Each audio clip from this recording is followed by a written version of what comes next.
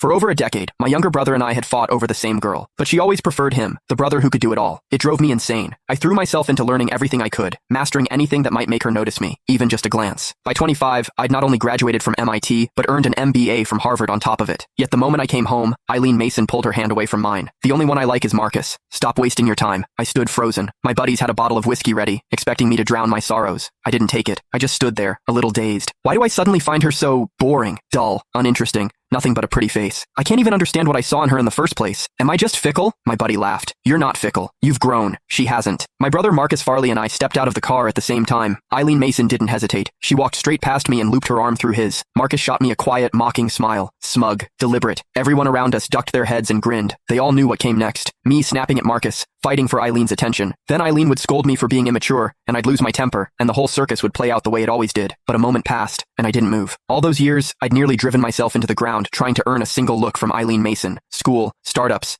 building a media brand from nothing, after navigating boardroom politics, after rubbing shoulders with people who shaped policy at the highest levels. Marcus's little routine? It was laughable. I kept my expression neutral and handed the gift bags to one of the housekeepers. From my parents, for Mr. and Mrs. Mason. Marcus's smile faltered. Eileen frowned and glanced at me. Inside the villa, I noticed the dining room table had only 4 chairs. Mr. Mason, Mrs. Mason, and Eileen already accounted for 3. Marcus let out a soft laugh. Sorry, bro. Forgot to mention you were coming too. Looks like they didn't set a place for you. Why are you apologizing for that? Eileen turned a cold gaze on me. Russ Farley. Marcus didn't do it on purpose. Just go get yourself a chair. There's no need to make him feel bad about it. It was always like this. Eileen always took Marcus's side without question. But the strange thing was, I genuinely felt nothing. I couldn't even remember why I'd fought so bitterly with my brother over her in the first place. Miss Mason, I haven't said a single word yet. Eileen blinked. In the past, I would have already been shouting, accusing Marcus of his passive-aggressive games. Bro, you're upset. Marcus stepped forward. Don't be mad. I'll go grab you a chair. He moved to get one, but Eileen caught his arm and pulled him back. She looked at me, her voice ice cold. This is the Mason house, not a place for you to throw your weight around. If you don't want to get the chair yourself, then don't bother staying for dinner. A few of the housekeepers couldn't hold back their laughter. I caught someone whispering, watch, he'll go fetch it himself like a puppy. Please. When has he ever not swallowed his pride just to sit a little closer to Miss Mason? That won't be necessary. I smiled faintly. I only came to drop off gifts for my parents. I wasn't planning to stay for dinner. Besides, I have somewhere to be. Enjoy your evening. Eileen stared at me. Something unfamiliar flickered across her face. I didn't acknowledge it. I turned and walked out, my stride unhurried. Behind me, Marcus's voice carried a note of wounded confusion. What's so urgent that you have to rush off, bro? Was he actually upset with me? Is that why he didn't stay? Eileen watched as I got into the car and drove away. A slight frown creased her brow. Don't worry about it. Marcus let out a cold laugh. A few years abroad, and his little jealousy games have gotten more sophisticated. I'll give him that. Playing hard to get now. Honestly, I'm starting to wonder if one day you might actually... Eileen pressed a finger to his lips. I told you, you're the only one I want. The truth was, I really did have things to do. I'd started an internet company with a college friend. Business was picking up fast, and I had a dinner meeting with a client that night. My partner sent me a message. Heard you're back in the country. Got a big surprise for you.